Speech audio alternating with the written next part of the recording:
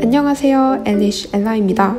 오늘 영상에서는 지난 영상에 이어서 시험장 준비물에 대해 다뤄보려고 합니다. 저번 시험장 에티켓 영상에서 부족하다고 느끼셨던 부분이나 추가적으로 궁금하셨던 내용들이 있으셨다면 아마 오늘 영상에서 그 부분들이 해소가 되지 않을까 싶은데요. 오늘 영상도 끝까지 시청해주시면 감사하겠습니다. 그럼 바로 알아보러 가보실까요?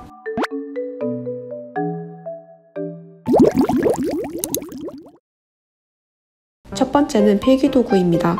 토익 시험을 볼 때 답을 답안지에 마킹을 하게 되는데 토익에서는 많은 시험들에서 일반적으로 사용하는 컴퓨터용 사인펜이 아닌 연필을 사용하셔야 합니다. 컴퓨터용 사인펜은 아예 허용되지 않아요. 그래서 잘 깎아온 연필과 지우개가 반드시 필요하고 저는 추가로 연필 한 자루와 샤프심을 충분히 채운 샤프도 챙겨갑니다. 개인적으로는 연필이 답안지에 마킹할 때 원을 더 빨리 채울 수 있는 것 같아서 샤프보다는 연필을 더 선호하는 것 같아요. 그리고 샤프는 혹시 연필이 너무 뭉툭해졌을 때 문제를 푸는데 신경 쓰인다 싶으면 바꿔 쓸 수 있도록 혹시 몰라서 같이 챙겨갑니다. 두 번째는 신분증입니다. 가장 중요한 준비물인데요. 규정 신분증에 맞지 않는 신분증을 사용하실 경우 퇴실 조치를 받으실 수 있습니다. 규정 신분증은 YBM 어학시험 사이트에 들어가시면 쉽게 확인해 보실 수 있습니다. 먼저 YBM 어학시험을 검색하시고 들어가셔서 로그인을 해주세요. 그리고 시험 접수, 성적 확인 탭을 선택하고 수험자 가이드 탭을 선택하시면 됩니다. 그러면 이렇게 규정 신분증을 확인하실 수 있습니다. 수험자를 대학생 및 일반인, 초등학생, 중학생 및 고등학생, 군인, 외국인, 그리고 재외국민으로 구분해서 각각 유효한 신분증과 대체 가능한 증명서가 무엇인지를 모두 보여줍니다. 그리고 하단에는 인정되지 않는 신분증도 나와 있으니 꼭 참고하세요. 수험자 가이드에는 규정 신분증뿐만 아니라 입실 시간, 준비물, 답안 기재 요령, 시험 진행 안내, 그리고 성적 확인 및 성적표 재발급에 대한 안내 또한 상세히 나와 있으니 시험을 보러 가시기 전에 꼭 꼼꼼히 확인하시기를 당부드리고 싶어요. 그리고 제가 토익 시험장에서 퇴실당했었던 이야기를 해보려고 하는데요. 때는 중학교 졸업 이후에 현재 재학 중인 캐나다 고등학교를 입학하기 위해서 입학 전에 토익 점수를 900점 이상 받으려고 계속 시험을 보러 다니던 2021년이었습니다. 저는 어쨌든 중학교는 졸업을 했고 고등학교는 입학을 하지 않은 상태여서 학생증이 아닌 새로 갱신한 여권을 신분증으로 챙겨서 다녔었는데요. 2020년 12월 20일 이후부터 새로 발급받은 여권에는 주민등록번호 뒷자리가 기재되어 있지 않다는 거 알고 계시나요? 저는 21년 2월에 새로 발급받아서 주민등록번호가 없는 여권을 가지고 있었어요.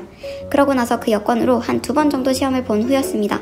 그 다음 토익 시험부터는 주민등록번호 뒷자리가 없는 여권은 여권정보증명서라는 추가적인 서류를 함께 지참해야 하는 것으로 규정이 바뀌었더라고요. 하지만 저는 그 여권으로 시험을 잘만 보러 다녔고 그래서 규정신분증을 확인했는데도 불구하고 그 내용을 대수롭지 않게 여겨버렸어요.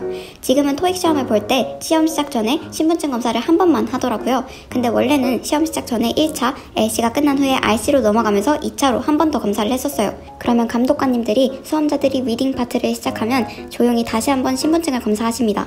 시험 시작할 때는 문제없이 넘어갔는데 RC를 시작하고 2차 신분증 검사 때 갑자기 RC를 풀던 저를 밖으로 부르시더니 다른 신분증이 없냐고 하시더라고요. 저는 없다고 했더니 신분증 규정에 맞지 않아서 시험을 중단해야겠다고 하셨어요. 저는 이전 시험들에서는 이 여건으로 문제가 없었다고 말씀을 드렸는데 특정 날짜 이후부터 적용되는 규정이었다고 합니다. 사실 너무 놀랐고 심장이 덜컹했지만 꽤나 덤덤하게 제 짐을 챙겨서 관계자분을 따라서 아마 고사본부였던 것 같아요. 다른 교실로 이동을 했고 거기서 서류를 작성하고 중도 퇴실되었었어요. 그 시험은 무효 처리가 된 거고 저는 시험을 끝까지 보지 못하고 나온 거죠. 관계자분께서는 너무 안타까워하시면서 저를 1층까지 안내해 주셨고 다음 시험에서 높은 점수를 받기를 바란다고까지 해주셨어요. 제가 신분증을 잘 챙겨가지 않은 게 잘못이었던 거니까 화가 나거나 하진 않았어요. 오히려 너무 친절하게 안내해 주시니까 감사했고 인사까지 잘 하고 나왔는데 1층에서 잠긴 문을 딱 열어주셔서 건물 밖으로 나와가지고 부모님이랑 언니가 기다리는 차로 가려는데 눈물이 막 쏟아지더라고요. 그날따라 막 파트 5가 잘 풀리는 것 같았거든요. 그냥 빨리 900을 넘고 싶은데 매번 시험을 이번이 마지막이다 이러면서 보는데 또 봐야 한다고 생각하니까 너무 아쉬웠던 거죠. 아무튼 그렇게 중도 퇴실을 당해본 경험이 있습니다. 그러니까 여러분 신분증 꼭 잘 챙겨가세요. 현재는 제가 확인한 바에 따르면 여권정보 증명서가 따로 필요하다는 안내는 없더라고요. 그래도 혹시 모르니까 규정신분증 꼭 꼼꼼히 잘 확인하시기를 바랍니다. 이제 넘어갈게요. 세 번째는 물입니다. 세 번째부터는 필수 준비물은 아닌데요. 챙겨가시면 좋을 것 같은 준비물입니다.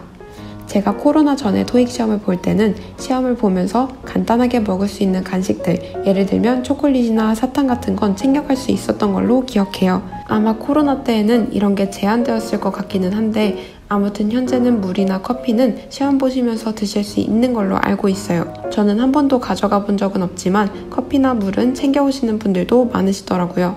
그래서 시험 보시면서 갈증이 걱정되시는 분들은 물이나 음료를 챙겨가셔도 되는 것 같습니다. 네 번째는 시계입니다.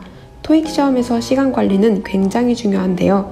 전자시계는 시험 중 착용이 불가하니 반드시 아날로그 시계를 챙겨가셔야 합니다. 보통 고사실 내에 시계가 있는 경우가 대부분이지만 아닌 경우도 있을 수 있고 또 시험 보면서 가까이에 있는 시계로 보는 게 빠르고 편하기 때문에 저는 아날로그 손목시계는 꼭 챙겨가시기를 추천드립니다. 기본적인 준비물은 이 정도로 정리해 볼 수 있을 것 같아요.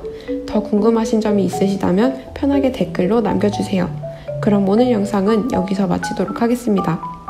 오늘 영상도 도움이 되셨기를 바랍니다. 그럼 지금까지 엘라였습니다. 감사합니다.